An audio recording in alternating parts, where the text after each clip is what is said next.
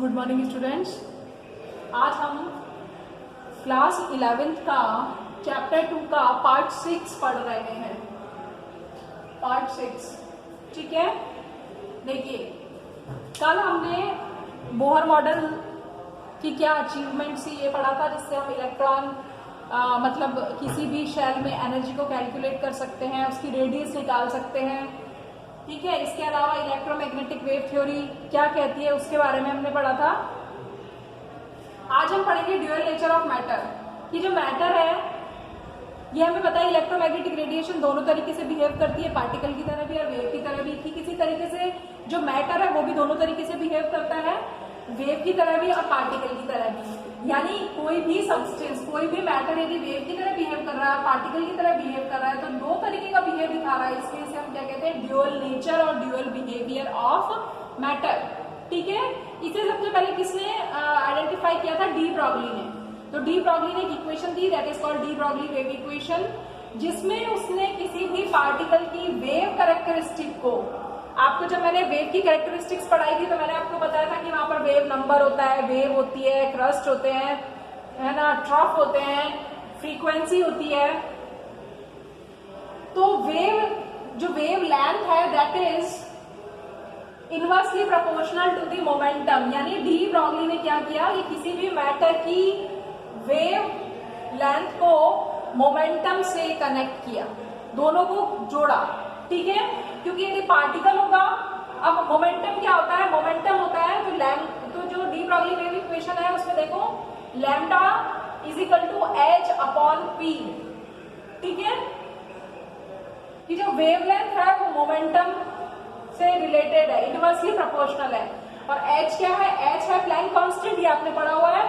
अब कोई भी पार्टिकल है तो उसमें मोमेंटम होगा, पार्टिकल का मतलब उसका मास भी होगा और वो किसी वेलोसिटी से मूव भी करेगा। तो P की जगह हम क्या लिख सकते हैं? mv। तो आपसे यहाँ पर न्यूमेरिकल कोई भी क्वेश्चन पूछा जा सकता है। यदि उसने आपको लैम्डा दे रखा है तो वो P कैलकुलेट करा सकता है, या P दे रखा है तो लैम्डा कैलकुलेट करा सकता है। H की वैल्यू आपको मैंने बताई ही थी। ये भी हो सकता है कि यहाँ पर वो आपको किसी भी पार्टिकल का मास दे दे, लैम्डा दे दे, H आपको पता ही है, वेलोसिटी फाइंड आउट करानी पड़े, ठीक है। तो डी ब्रॉगली वेव इक्वेशन जो है वो ड्यूअल बिहेवियर को बताती है। उसके बाद हमारा नेक्स्ट प्रिंसिपल आता है, दैट इज हाइजेनबर्ग्स अनसर्टेनिटी प्रिंसिपल। अब हाइजेनबर्ग्स अनसर्टेनिटी प्रिंसिपल क्या कह रहा है? हाइजेनबर्ग अनसर्टेनिटी प्रिंसिपल जैसा कि नाम से ही बता रहा है कि कुछ ना कुछ अनसर्टेनिटी है, अनिश्चितता है। क्या है uncertainty? It states, Heisenberg uncertainty principle states that it is impossible to determine simultaneously the exact position and the exact momentum of an electron. What does it mean? कि हम किसी भी इलेक्ट्रॉन की एग्जैक्ट पोजीशन और exact momentum को, exact position वो कहां पर है और उसका एग्जैक्ट मोमेंटम वो किस वेलोसिटी से मूव कर रही है या कर रहा है, इलेक्ट्रॉन जो किस वेलोसिटी से मूव कर रहा है, इसको हम डिटरमाइन नहीं कर सकते। It is impossible. यानी हम एक टाइम पर हम या तो पोजीशन ही एग्जैक्ट निकाल सकते हैं या तो मोमेंटम ही निकाल सकते हैं, दोनों चीजों को एक साथ नहीं निकाल सकते, ठीक है। इसको मैथमेटिकली, इसका एक्सप्रेशन क्या है? मैथमेटिकल एक्सप्रेशन जो है वो आपको लर्न करके रखना है कि delta x into delta P x is greater than और इक्वल एच अपॉन 4पाई। यहाँ पर डेल्टा एक्स क्या है? डेल्टा एक्स मैंने लिखा है अनसर्टेनिटी इन पोजीशन, यानी इलेक्ट्रॉन कहां पर। देखिए, इलेक्ट्रॉन यदि वेव की, इलेक्ट्रॉन की यदि हमने मान लीजिए पोजीशन मालूम कर ली कि वो के शेल में है, एल में है, जितनी देर में हम उसकी पोजीशन ज्ञात करेंगे, पोजीशन को डिटरमाइन करेंगे, इतने में वो आगे बढ़ जाएगा।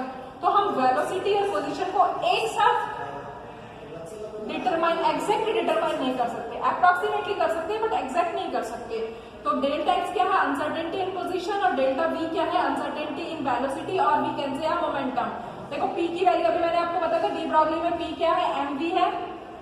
यदि हम एक्स एक्सेस ले रहे हैं तो vx हो गया, mv लिख सकते हैं, ठीक है। m इधर आ गया तो ये 4πm हो गया। तो this is the Heisenberg's uncertainty principle, ठीक है। उसके बाद हमारे पास आता है एक नई चीज आती कहलाती है, दैट इज एटॉमिक ऑर्बिटल। अब देखिए उसके बाद क्या हुआ कि उसके बाद क्वांटम मैकेनिक्स आ गई। ये काफी कुछ पार्ट फिजिक्स में भी है। तो क्वांटम मैकेनिक्स जो है उसने एटॉमिक ऑर्बिटल को डिफाइन किया। ठीक है, एटॉमिक ऑर्बिटल क्या है? देखिए atomic orbital is the space around the nucleus where the probability of finding an electron is maximum. What does it mean कि ये आपके पास एक एटम है, एटम में न्यूक्लियस है, न्यूक्लियस के चारों तरफ जो इलेक्ट्रॉन्स है वो सर्कुलर पाथ में रोटेट करते हैं। ठीक है, तो अब इलेक्ट्रॉन कहाँ मिलेगा? इलेक्ट्रॉन यहाँ मिलेगा, यहाँ मिलेगा, यहाँ मिलेगा, यहाँ मिलेगा, कहाँ मिलेगा? इलेक्ट्रॉन। तो इलेक्ट्रॉन जो है वो कैसे मिलेगा? तो क्या कहता है कि किसी भी न्यूक्लियस के the space around nucleus, nucleus ये आपका न्यूक्लियस है, इस न्यूक्लियस के चारों ओर पाए जाने वाला वो स्पेस जहां पर इलेक्ट्रॉन के पाए जाने की probability of finding an electron is maximum, क्या कहलाता है? एटॉमिक ऑर्बिटल कहलाता है। आपसे एटॉमिक ऑर्बिटल की डेफिनेशन पूछी जा सकती है 1 मार्क में। ठीक है, तो जहां पर इलेक्ट्रॉन के पाए जाने की प्रोबेबिलिटी मैक्सिमम होगी that will be atomic orbital और ऑर्बिटल। और इसको हम किससे बताते हैं? इसको हम फाई से बताते हैं। फाई किस चीज को बता रहा है? एटॉमिक ऑर्बिटल को बता रहा है। एटॉमिक ऑर्बिटल का वेव फंक्शन है फाई। एंड फाई स्क्वायर क्या है? Phi square is the probable density. Phi square is the probable density. ठीक है, उसके बाद देखिए आपके पास नेक्स्ट स्टार्ट होता है दैट इज क्वांटम नंबर, जो कि बहुत इंपॉर्टेंट है। देखिए ये तो छोटी छोटी चीजें हैं जो कि एक दूसरे से कोरिलेटेड है। अब कम तो क्वांटम नंबर्स। क्वांटम नंबर आखिर क्या है? देखिए क्या डेफिनेशन लिखवाई है? Set of numbers with the help of which we can complete information about all the electrons in an atom।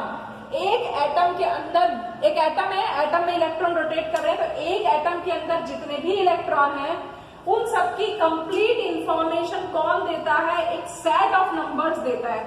मतलब कुछ नंबर्स है, कुछ ग्रुप बनाए हुए हैं, सेट ऑफ नंबर्स है जिनकी हेल्प से हम इलेक्ट्रॉन के बारे में पूरी की पूरी इंफॉर्मेशन फाइंड आउट कर सकते हैं। तो क्वांटम नंबर्स क्या है? Set of numbers with the help of which we can get complete information about all the electrons in an atom।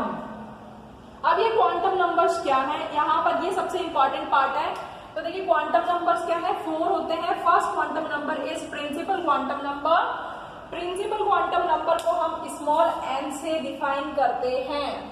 ठीक है, प्रिंसिपल क्वांटम नंबर किस चीज के बारे में बताता है? शेल के बारे में बताता है। शेल के बारे में हमने थोड़ा बहुत पढ़ा था बोर के मॉडल में। स्मॉल n किस चीज को बताता है? शेल को बताता है। ठीक है, और किस चीज को बताता है? साइज को बताता है। किसकी साइज को?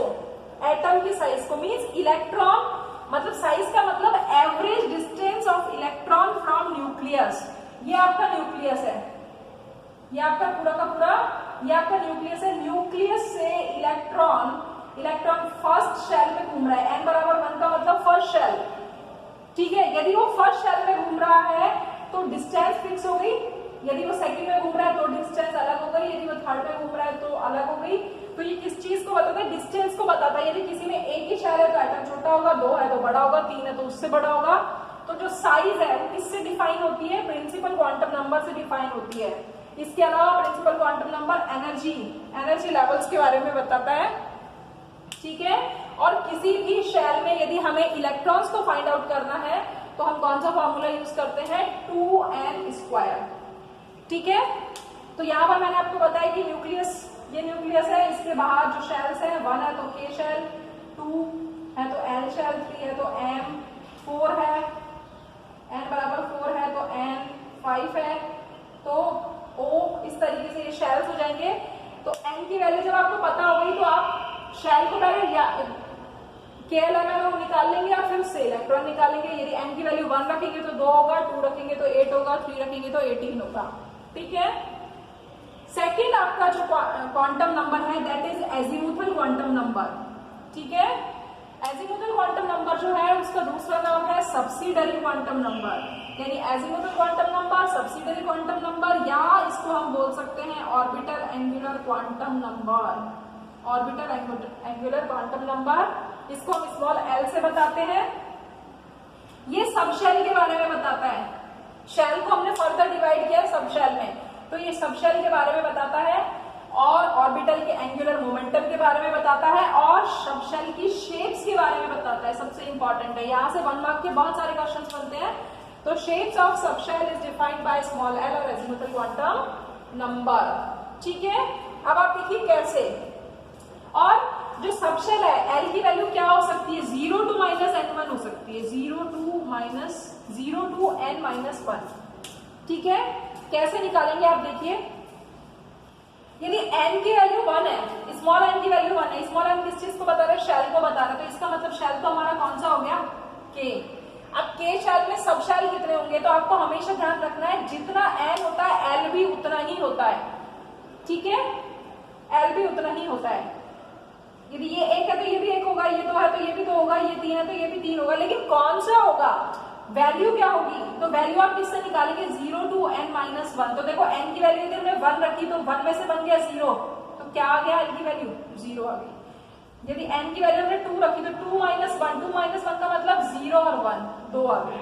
ठीक है, यदि n की वैल्यू 3 रखी तो कितनी आ गई, 3 में से 1 गया 2, तो टोटल 0 1 2। समझ में आ रहा है। तो L जो है it depends on n and it's value is 0 to n-1। Okay, अब आप देखिए जो ये सब शेल है, यहाँ पर आपको बताया कि ये सब शेल आपको हमेशा याद करके रखना है कि यदि L की वैल्यू 0 होगी तो सब शेल कौन सा होगा, S। यदि L की वैल्यू 1 होगी तो सब शेल कौन सा होगा, P। यदि L की वैल्यू 2 होगी तो सब शेल कौन सा होगा, D। और यदि L की वैल्यू 3 होगी तो सब शेल कौन सा होगा, F। ठीक है, तो एजीमुथल क्वांटम नंबर जो है वो सब शेल की शेप्स के बारे में, उसके एंगुलर मोमेंटम के बारे में बताती है। ठीक है, थर्ड क्वांटम नंबर है magnetic quantum number. Magnetic quantum number को स्मॉल ml से बताते हैं, m के नीचे सबस्क्रिप्ट में स्मॉल l लिखा हुआ है। ये किस चीज के बारे में बताता है, it tells about the orientation of electron in subshell. किसी भी सब शेल में इलेक्ट्रॉन का ओरिएंटेशन क्या है, यानी इलेक्ट्रॉन्स किस तरीके से अरेंज हैं। इसकी वैल्यू कितनी हो सकती है, -l to 0 with +l। इसकी रेंज कहां से स्टार्ट होती है, ओरिएंटेशन को हम कैसे फाइंड आउट करेंगे, देखिए अभी मैं आपको बता दी हूं। तो सबसे पहले आप रेंज समझिए, -l to 0 with +l। ठीक है, टोटल वैल्यू कितनी होगी, 2l + 1 होगी। और यदि इलेक्ट्रॉन निकालना है किसमें, सब शेल में, शेल में इलेक्ट्रॉन निकाला था तो 2l² थी, और सब शेल में निकालेंगे तो 2l + 1 थी। ठीक है, कैसे, अब आप यहाँ पर देखिए, अभी आपको बताया था, अभी हमने सब शेल के बारे में जान लिया कि सब शेल क्या हो सकते हैं, 0 हो सकता है, 1 हो सकता है, 2 हो सकता है, 3 हो सकता है। और ये अभी मैंने आपको बताया कि यदि 0 है तो S सब शेल होगा। ये कौन सा सब शेल होगा, S सब शेल होगा, P सब शेल होगा, D सब शेल होगा, F सब। ये किस बात पर डिपेंड करेंगे, L की वैल्यू पर डिपेंड करेंगे। L की वैल्यू 2 है तो इसका मतलब D सब शेल होगा।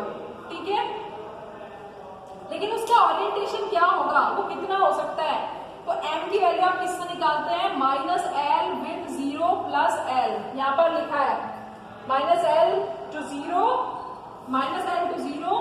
with +l। अब आप देखो l की वैल्यू आपने यहाँ पर हमें किस फॉर्मूले से, ठीक है, तो l की वैल्यू यहाँ पर क्या है, 0। यदि l की वैल्यू 0 है तो m की वैल्यू क्या होगी, ये सारी m की वैल्यू बताया, ये भी 0 होगा, ये भी 0 होगा, ये भी 0 होगा, तो 0 ही हो गया। ठीक है, यहां पर देखो यदि 1 लिखेंगे तो -1 0 + 1, यदि 2 लिखेंगे तो -2 फिर -1 0 + 1 + 2, और 3 लिखेंगे तो ठीक इसी तरीके से हो जाएगी।